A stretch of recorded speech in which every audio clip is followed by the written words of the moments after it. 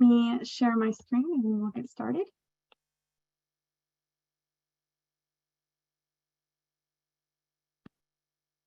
Great.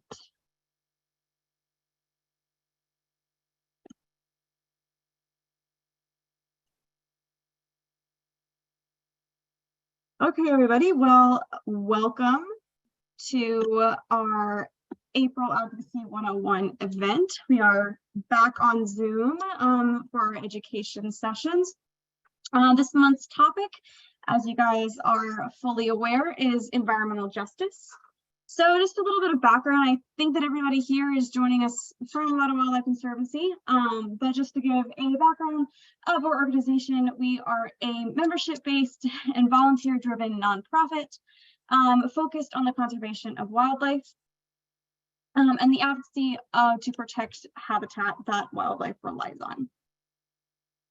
So, as you guys hopefully know, I know a couple of you have been to previous Advocacy 101 sessions. Our goal with these education sessions is to educate our community on how to effectively practice advocacy, especially in pursuit of the goal of protecting wildlife. So specifically with regard to tonight's event is a little bit different than what we've done previously. Previously, we've had a lot of action items on how to do certain aspects of advocacy. But tonight, our Advocacy 101 session's aim is to address a key piece of context that's often missing when it comes to environmental advocacy campaigns. However, it is one that is always present, that being environmental justice. So tonight, our presentation will be given by Kidest Gebre from Virginia Interfaith Power and Light, one of Virginia's key environmental justice focused organizations. So I'll just give a quick introduction for Kidest. Kidest is Virginia Interfaith Power and Light's representative for this evening. She grew up in Ethiopia and moved to DC, to the DC area about 9 years ago. She joined the organization as a fellow working at the intersections of environmental justice and education. And she's here tonight to show and share her knowledge and educate us on environmental justice. So without further ado, I will go ahead and stop sharing my screen and kick it over to you, Kidest.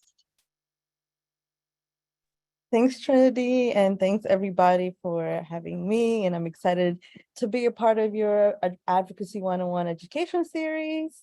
And it's great that a lot of folks turned up tonight.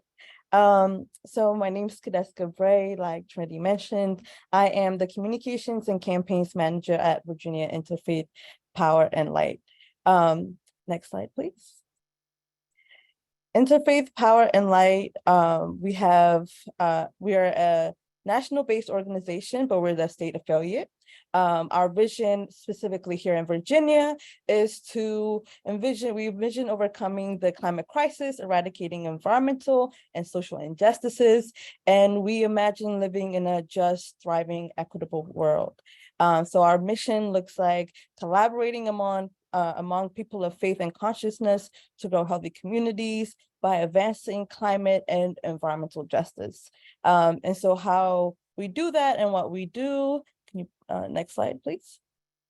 We educate and mobilize people of faith and consciousness, and that could look like, your everyday church goer every Sunday, maybe twice a week kind of goer, or they go to a mosque a lot, or to someone who just has, a couple of ties to some kind of faith community, folks who are atheists. We work with many different communities, not just with churches, but we work with a couple of mosques here in Richmond and in Northern Virginia, as well as some synagogues across the state. So, and we use the power of people of faith to advocate for just and equitable climate solutions at the local, state, and federal levels. And I'll get a little bit deeper into that later on.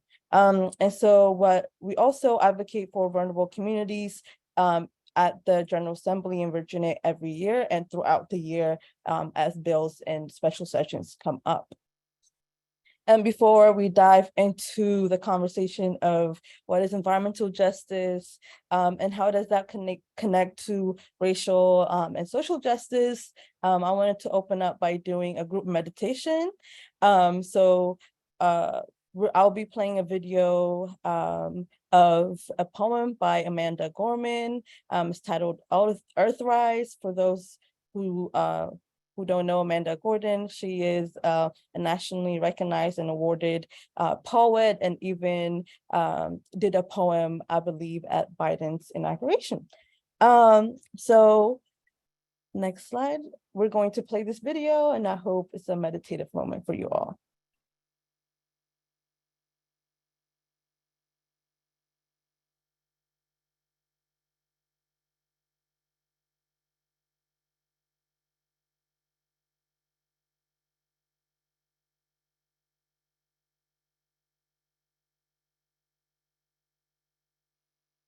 I'm not sure if there's supposed to be sound, but we can't hear it if there is. Eyes were surprised to see from their eyes a planet looked like an earth line, a blue or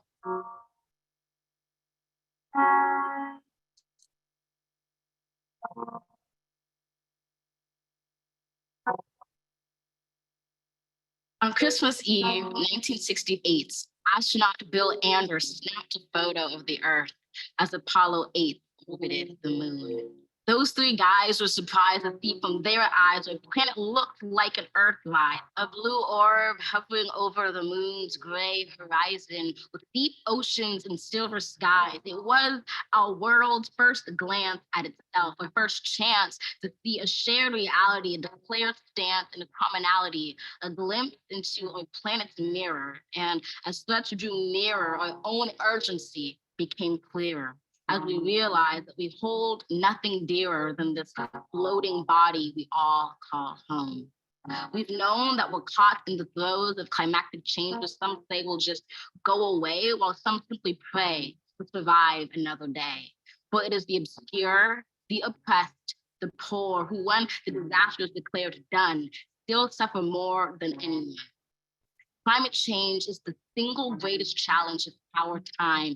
Of this, you're certainly aware. It's saddening, but I cannot spare you from knowing an inconvenient fact, because it's getting the facts straight that gets us to act and not to wait. So to tell you this, not to scare you, but to prepare you, to dare you to dream a different reality where, despite disparities, we all care to protect this world, this little blue marvel, this little true marvel, to master the verve and the nerve to see how we can conserve our planet. You don't need to be a politician to make it your mission to conserve, to protect, to preserve that one and only home that is ours. To use your unique power to give next generations the planet they deserve. We are demonstrating, creating, advocating. We heed this inconvenient truth because we need to be anything but lenient with the future of our youth. And while this is a training of sustaining the future of our planet, there is no rehearsal. The time is now, because the reversal of harm and protection of a future so universal to be anything but controversial. So, Earth, pale blue dots, we will fail you not, just as we chose to go to the moon. We know it's never too soon to choose hope. We choose to do more than cope with climate change. We choose to end it. We refuse to lose. We do this and more, not because it's very easy or nice, but because it is necessary. Because with every dawn, we carry the weight of the fate of this celestial body orbiting a star. And as heavy as the weight sounded, it doesn't hold us down, but it keeps us grounded, steady, ready, because an environmental movement of this size is simply another form of an earthrise. To see it, close your eyes, visualize that all of us in this room and outside of these walls or in these halls, all of us change makers, but in a spacecraft floating like a silver raft in space, and we see the face of a planet anew. We relish the view, we witness its round green and brilliant blue, which inspires us to ask deeply, wholly, what can we do? Open your eyes, know the future of this wise planet is right in sight, right in all of us. Trust this earth advising all of us, bring light to exciting solutions never tried before. For it is our hope that implores us at our uncompromising core to keep rising up for an earth more than worth fighting for.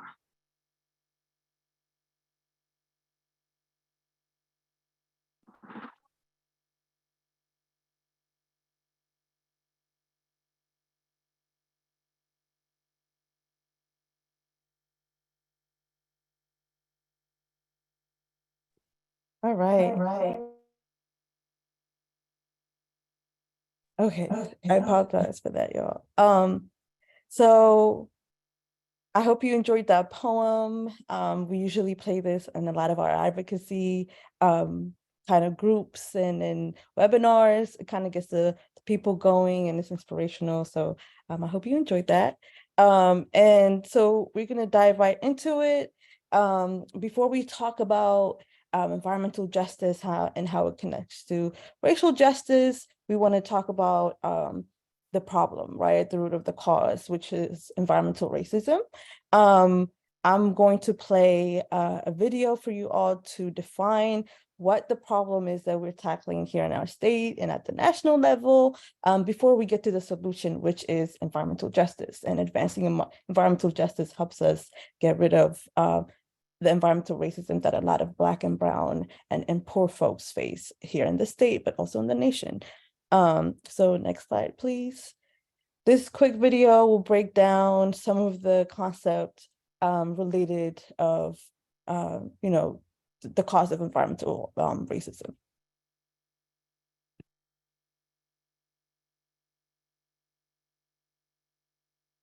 In America, air and water are separate but unequal. Environmental racism is the new Jim Crow. Yeah, I get it. The environment isn't a person. How can it be racist? But the most basic pieces of the environment, the air we breathe and the water we drink, are controlled and designed by people, and people can be racist. More than half of all people who live close to hazardous waste are people of color. Floodplains nationwide have high populations of Blacks and Hispanics. Black children are twice as likely to suffer from lead poisoning as white children. This inequality is no accident. Pollution and the risk of disaster are assigned to Black and Brown communities through generations of discrimination and political neglect. Enslaved Africans were commodities partly because their work carried environmental risks that were unacceptable to whites, like exposure to heat, malaria, and mosquitoes. As Jim Crow laws created racial segregation, they also reinforced an environmental system that still disadvantages minorities. It's no wonder that Black and Hispanic children have the highest rates of asthma, or that hurricanes like Katrina, Sandy, and Matthew did their worst damage in communities of color. Rich white neighborhoods can update their water pipes, not places like Flint. The Jim Crow laws are dead and gone, but the fact that people of color are still more likely to die from environmental causes is no accident.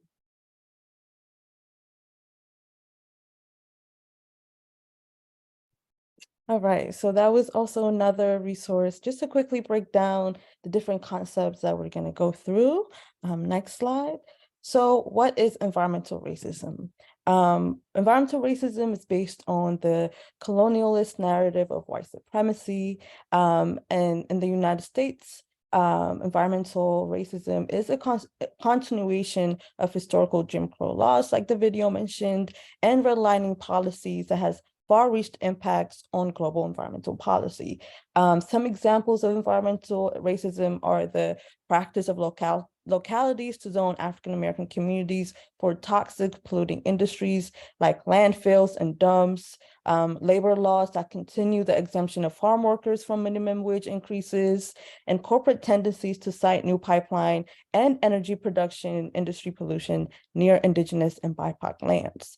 And there's also another example of regional underfunding public transportation, which will curtail access which curtails access for low-income riders to employment, housing, cultural, and educational opportunities, and justifying polluting communities based on perceived lack of political and economic power. So this looks this results into a lot of our communities, a lot of our communities of color and poor communities being subjugated to a lot of pollution, which will in result have negative impacts to their health, their economic growth, and to their right to live in a thriving, just world.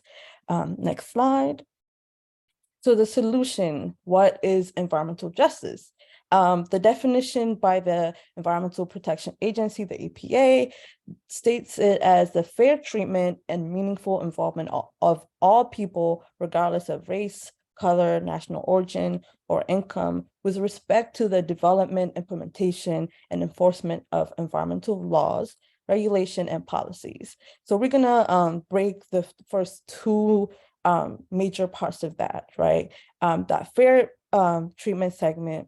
So that basically declares that no segment of the population should face a disproportionate burden from the environmental consequences of industry, business, or government. So regardless of your color, income, or national origin, you shouldn't be subjugated to more pollution. However, we know in reality, Black and Brown communities are often the sites for a lot of pollution projects.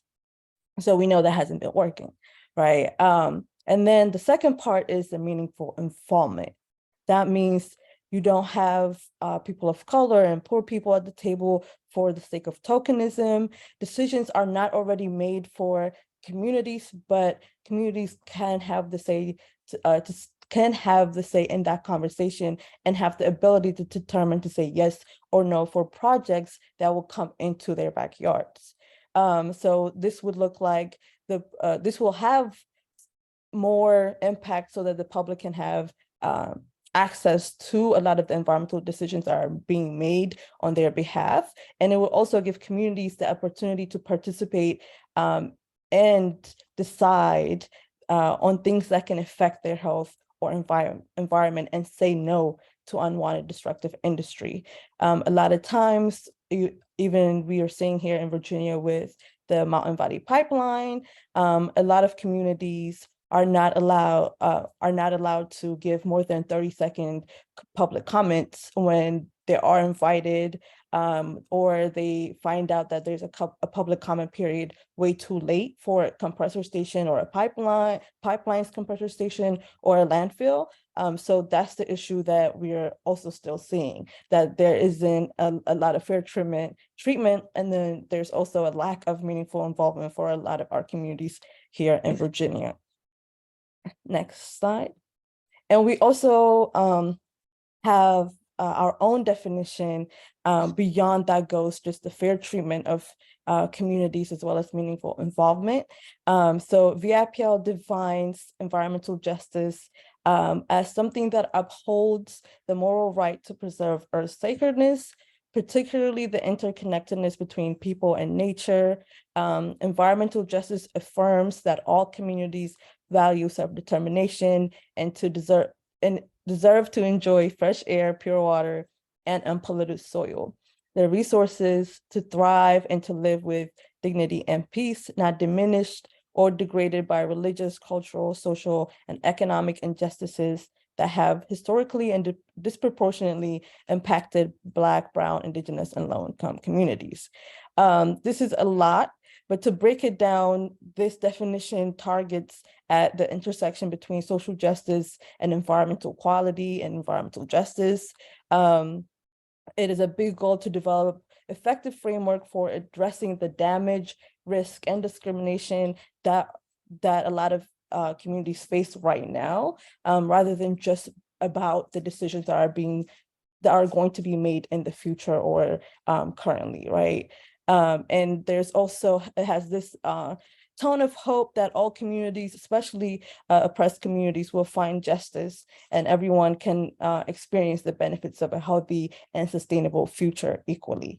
Now that the environment is equally polluted and dangerous for all of us, again, just seeking to redistribute harms. So we are seeking to abolish, that harm that's being caused by allowing not just the most impacted folks to have that say, but to have that bubble up to a lot of our other communities, so they're also able to say no to polluting projects. Next slide. So I wanted to share a couple of examples of different environmental justice issues across the Commonwealth. It's not comprehensive, but this chart just gives a sense of the different types of environmental justice issues being faced by many Virginians.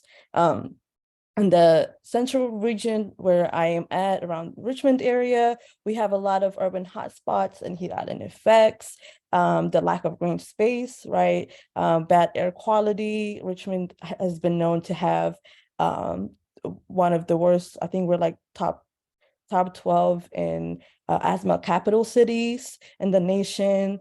And we really are also really bad at for our ratepayers in terms of like electricity, utility pays, and so on. And so you can see a lot of similar issues like public transit being a problem for a lot of our regions, water quality being a problem for a lot of our coastal regions, and this issue of air quality showing up in different places because of landfills and so on. So this is just a quick overview for you all to just digest, and I'll be sure to share this slide with you all after the presentation so that you can, whenever you have time, you can sit through and look at it and use it as a resource as well. Next slide. And these are specific examples of environmental injustices that we see locally here in Virginia and VAIPL has participated in. Ultimately showcasing the fact that landfill energy compressor stations, pipelines do harm a lot of Black and Brown communities. For instance, Charles City County, right here, not that far from Richmond, is still facing the threats of a huge landfill and the threat of leaking from that landfill, the leaks of toxic gas from that landfill. And Charles City is majority low income and majority Black community. Another community that we also work with is Brown Grove here in Richmond or in Hanover area. And they have been fighting against an industry that has have segmented their land with the construction of an addition to I-95. They're also being threatened with a landfill and an airport expansion that will cut into their historic land. And now they've been suing the Virginia Department of Quality and the State Water Control Board over a permit they granted that would allow the construction of a new Wegmans distribution center, essentially causing all of the disruption to historic lands and a lot of Black communities within the Brown Grove area. And another community that we're working on is the Bristol area near the border of Virginia and Tennessee. They're facing a landfill just like Brown Grove as well as Charles City. And a lot of these communities are low income, Black and Brown. So we see that the most communities that are near these polluting projects are being disproportionately impacted by the effects of climate change, as well as directly being impacted by the industries that are worsening climate change. So that's just some of the examples of what's going on near and local to us. Next slide. So how do we organize? How do we mobilize our faith communities, and how do we advocate at the state and national level? Next slide. VAIPL is an interfaith organization, so we wanted to share this list with all of you, with all of these quotes related to caring for the environment from different sacred texts from different various faiths.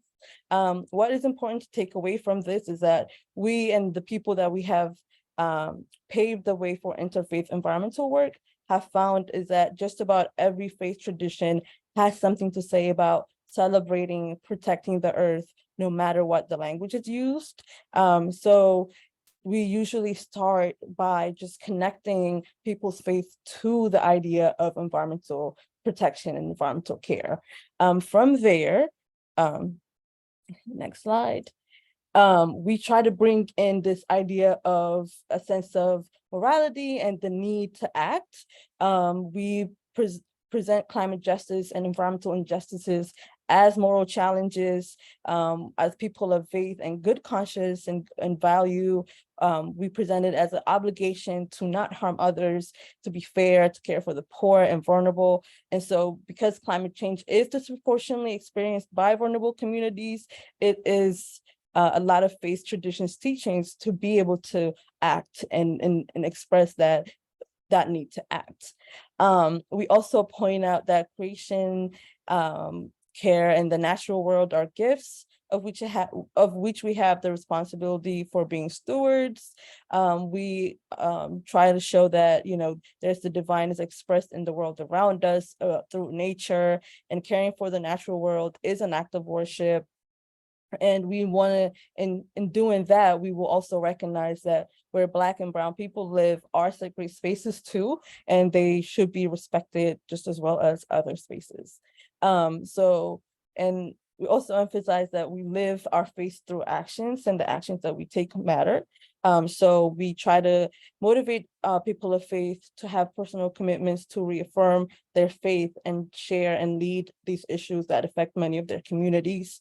And we also try to help inspire others to build a value-based world, so that everyone can protect and look out for their neighbor, and make sure that what's happening, let's say in Bristol, is an issue for someone like in Richmond, right? So just making that connection and using that faithful, value-based, positive messaging to motivate people of faith to really act. And this comes from, you know, if you look at, you know, civil rights movements in the 60s, and a lot of Black liberation movements, the church has and still holds a lot of space for organizing and for advocacy and for change making.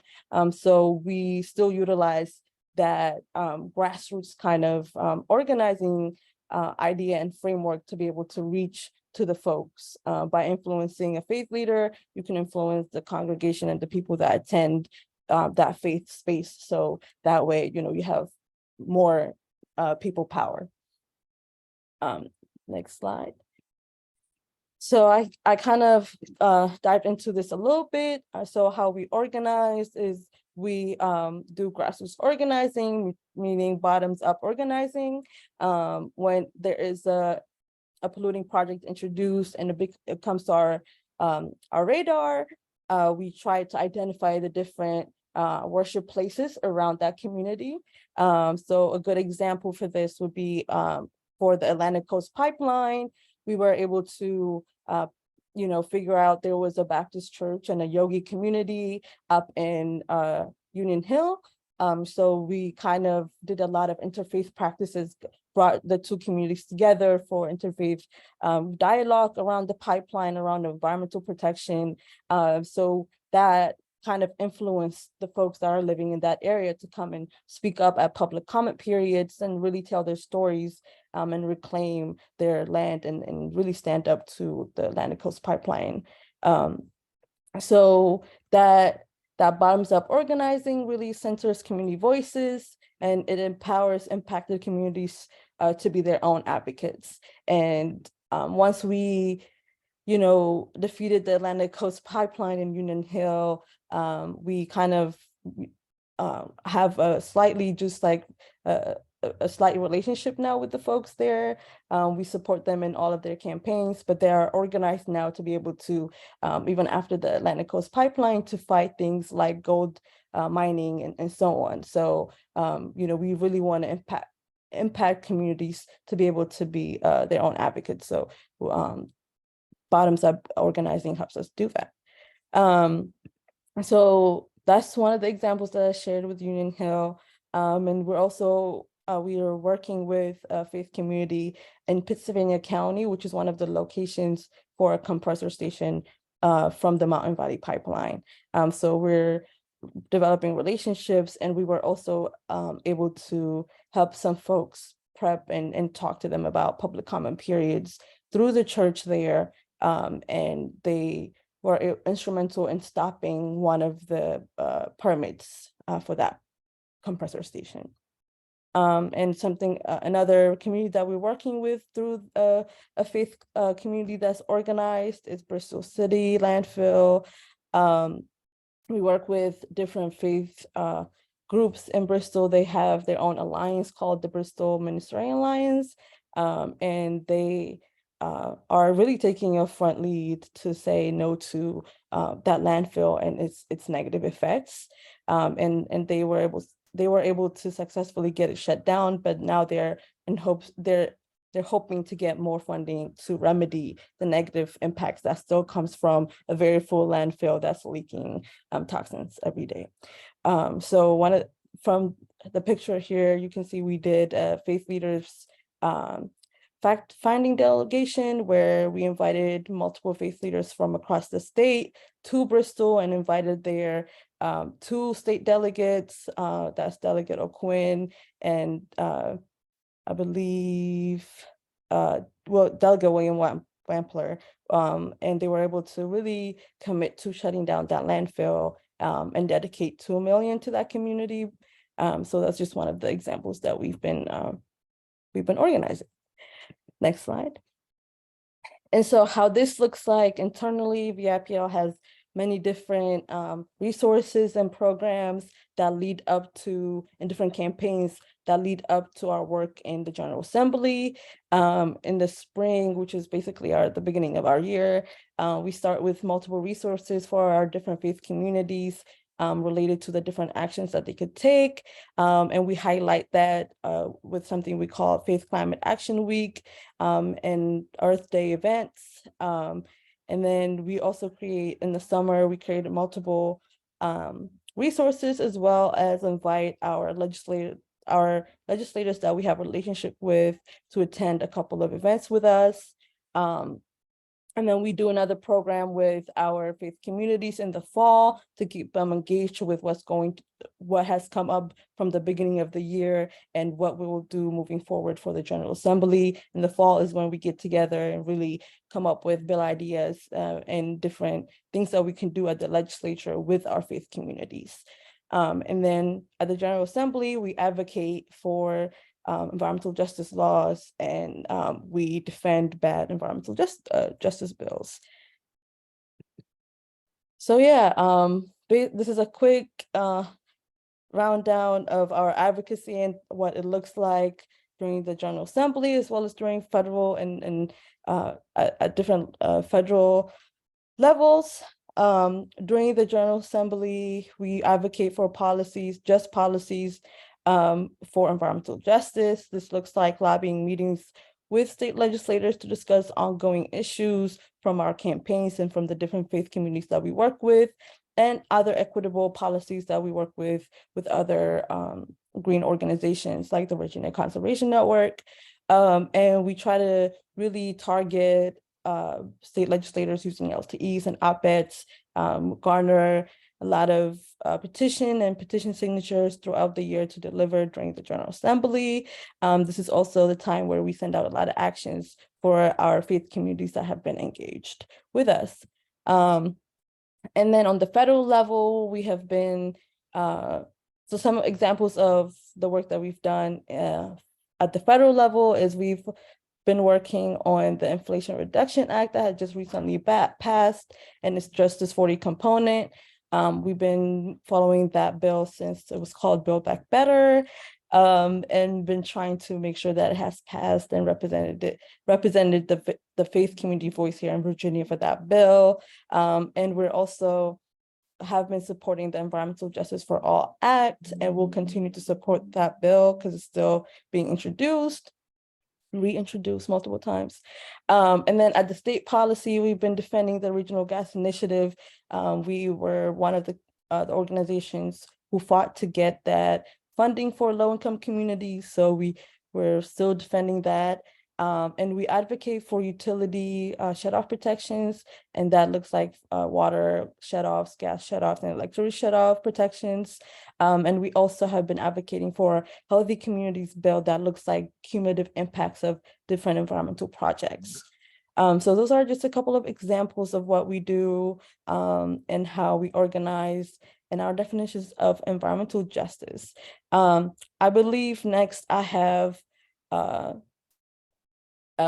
call for action. So before we get to that, I wanted to pause here and see if anyone has any questions or if any questions came up in the chat.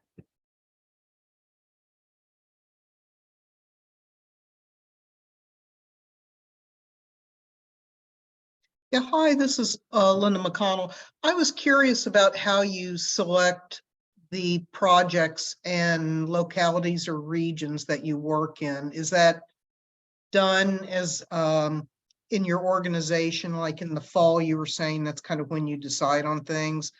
And how many projects per year do you tend to support? Yeah, so we begin usually just, hearing community input and holding listening sessions from the spring. So that leads, and that goes into our summer, and that's when we decide like the different topics we're going to focus on. And then moving forward into the fall, we've zoned into those topics to make legislations out of them, right? Or to see what legislation we can defend on those topics. We don't have a strategic way of choosing these topics. Usually they come bubbling up from the folks that we talk to, the communities that we serve. For instance, for the Brown Grove issue, we received multiple stories of these folks saying, we know you work on environmental justice, this is what's happening. And so, that's how it gets on our radar. And once we recognize it is an environmental justice issue, we, try to, and if our capacity allows it at that time, then we jump on that issue. So yeah.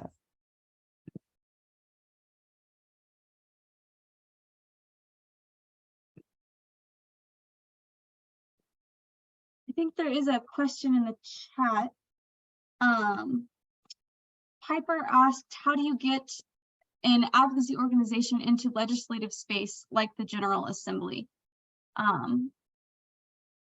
Yeah, so the General Assembly is open for the public, right? Even if you're not a part of an advocacy organization, you, as the public, you have every right to go through that public open door at Pocahontas and make sure you testify for these bills. But the trick becomes when to know when these bills are. So as an organization, you can show up and say you represent a number of people, whoever your membership is, and come up with a couple of printed fact sheets and get schedule a meeting with your legislator. And that's basically how you advocate. And then a lot of these bills that we support during the General Assembly come up in front of a public hearing.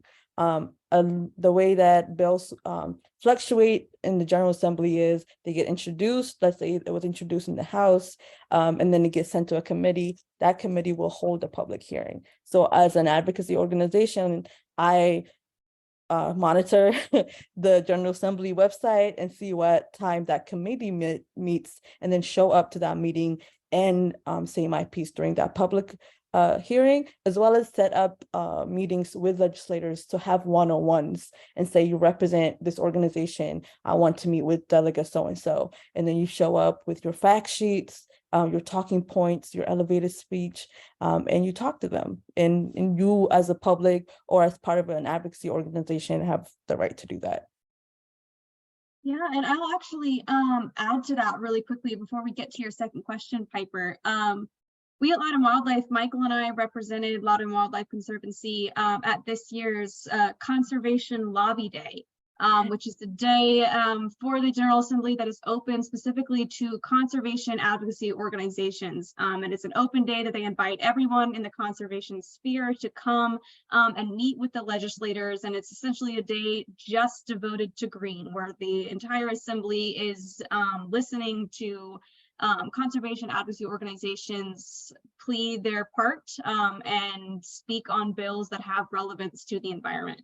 And you can actually find the resources for land and wildlife's bills of interest on the conservation advocacy page on the website. We have all of the comments that we submitted, as well as a summary of the meetings that we had with our representatives at the General Assembly for Loudoun County.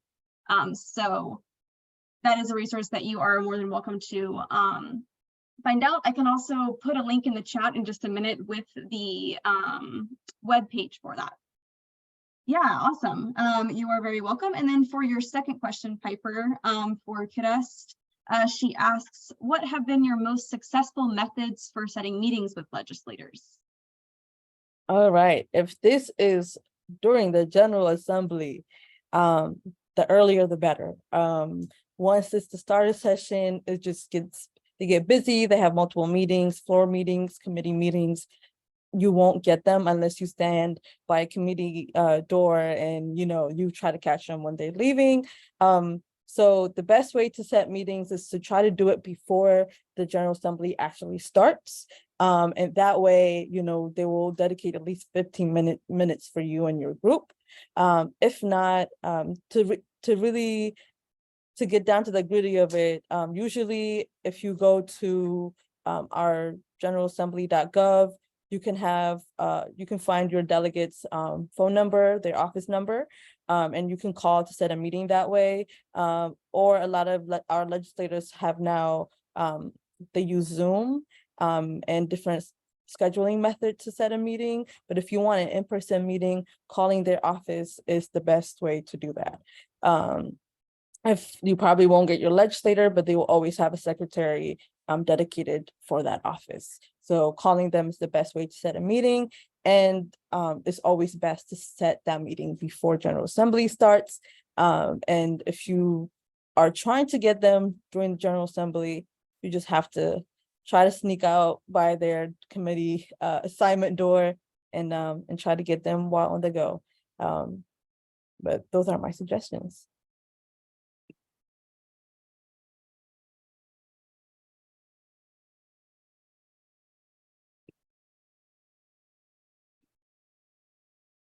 You're welcome.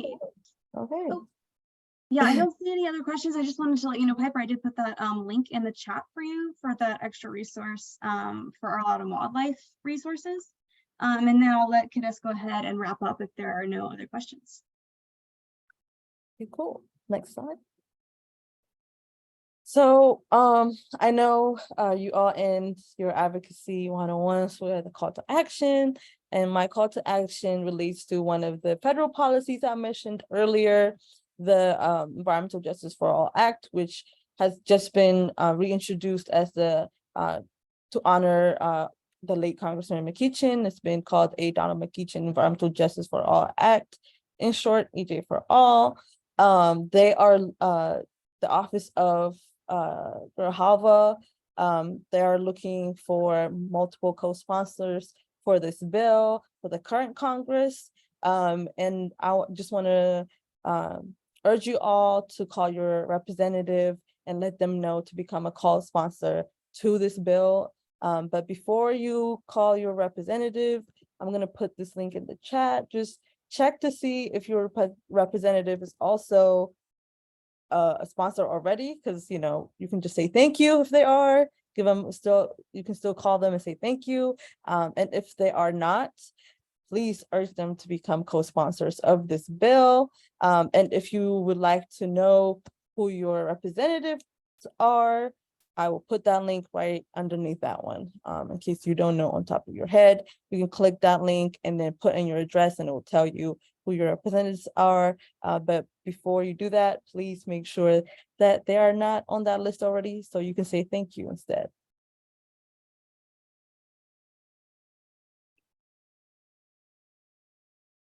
While you are all doing that, I see a question in the chat from Linda. She says, do you provide a similar presentation as presented tonight to specific churches if they request? Absolutely. We even cater these presentations to add more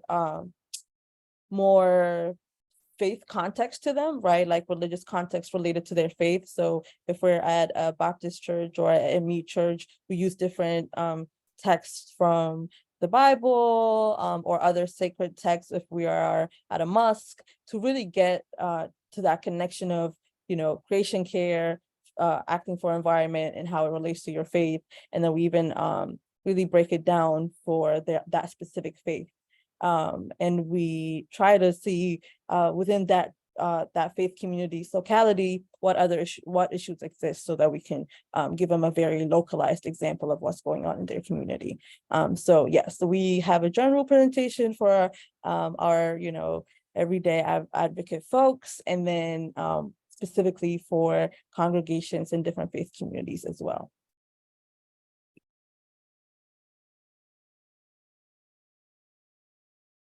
And if anyone is interested in getting more information, if Kidest is okay with that, I can always forward you her contact information, or if you want to put it in the chat, that also works as well. If you're interested in getting more information specifically on Virginia Interfaith Power and Lights resources, we can definitely connect you with that. And I'll put my email in the chat. Please feel free to email me with any questions or anything that is interesting to you. And I would love to meet you all in person too. All right. Oh, we have one more question in the chat from Peter. He asked, how much do you work with Virginia Indigenous tribes? So it depends on the community that we're going to. For instance, Charles City County had a lot of Indigenous communities around the Black communities that we were working with. So we did have a relationship with the Indigenous communities and develop, a tangential relationship and related to that issue. But our relationship with Indigenous tribes here in Virginia is small. We only have had at least like 3 good solid relationships that we have worked together. And one of them being for the MVP. We worked actually right at the border of North Carolina and Virginia with the Pennsylvania compressor station. We work with the Indigenous tribes of North Carolina to really talk about how the Mountain Valley Pipeline cuts through their land, as well as the historic Black land that we were working on. So we work with them often, but it will be great if we work with them more.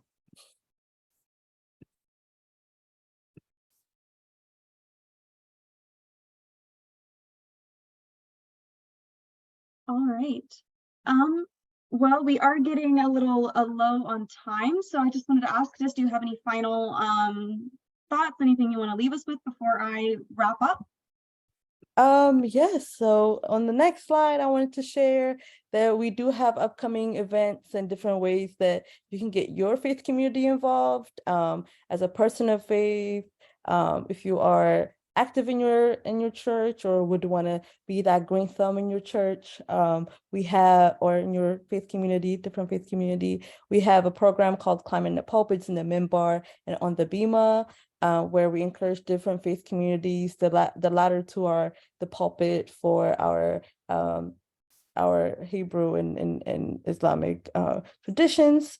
So basically, we encourage faith communities to uplift creation care and talk about environmental stewardship during this time, and this happens between September and December. So faith communities have ample time to talk about creation care, and this is also the moment we use a lot of our General Assembly oriented bills, and we share that as an action to take as a congregation.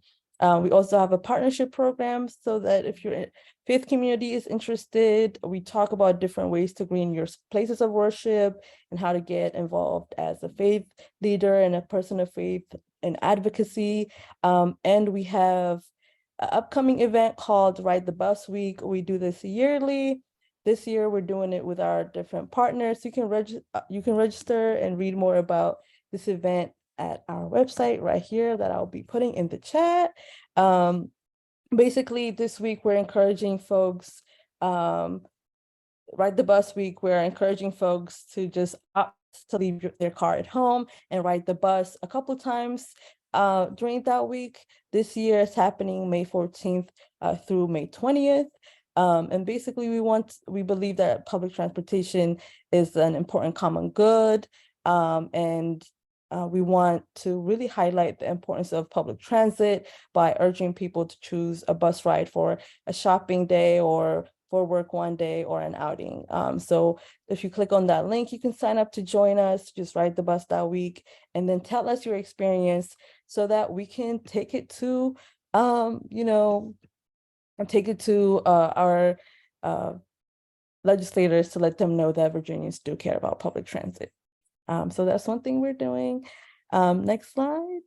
And I just wanted to leave you all with our social information and then our link to join us, to join our mailing list that we send out weekly to keep our followers know what's happening in Virginia, but also what we're doing monthly. So these mailings go out weekly, and we'll make sure that you get updated on all of the different issues. So please be sure to sign up and follow us on social media if you're not up to get an email every week.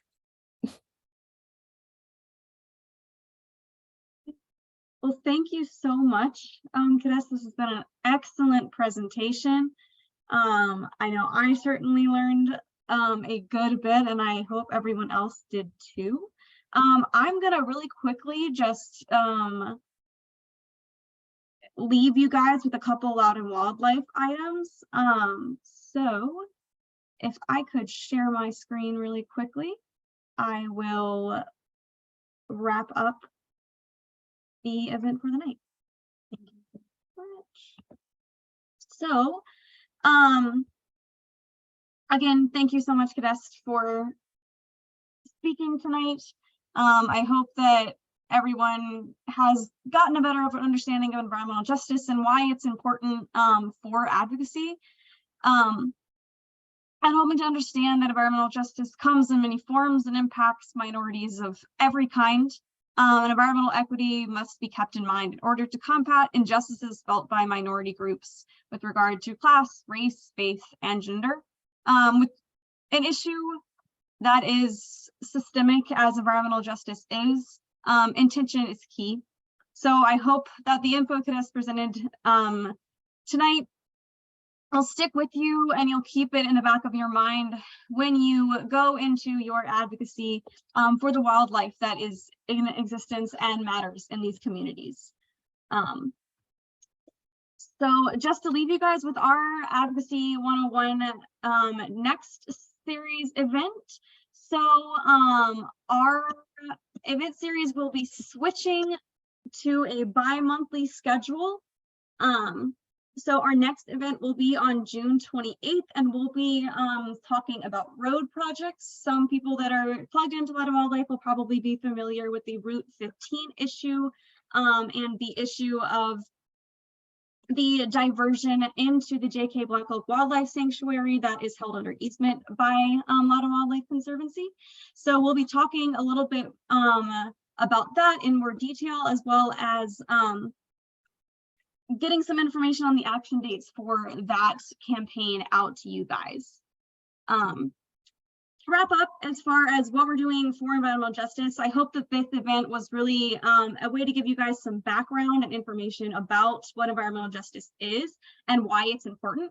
Our follow-up event for the end of the summer is going to be an environmental justice panel with other organizations in Virginia that focus on environmental justice. And you guys asked some really awesome questions tonight. So I encourage you guys to keep thinking on that.